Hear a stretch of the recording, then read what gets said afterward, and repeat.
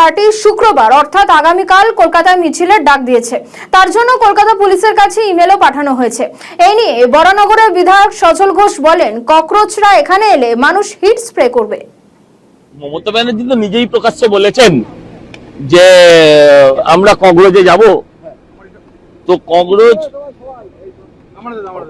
যদি ককরোচ হয়, ভারতীয় মানে ওরা যদি ককরোচ হয়ে পশ্চিমবঙ্গে আসে, পশ্চিমবঙ্গের জনতা টিকটিকি হয়েও নিতে পারে, আবার হিটও স্প্রে করতে পারে।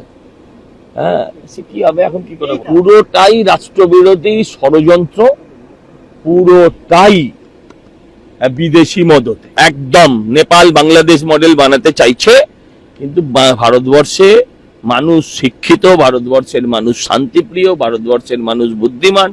এই নোংরা ন্যারেটিভে তারা কেউ পাবে না। নাই বলছি, প্রশ্নপত্র ফাঁস হয়নি এমন কোন সরকার আছেন? আচ্ছা, যারা ওখানে আন্দোলন করছে তাদের মধ্যে নিটের পরীক্ষার্থীরা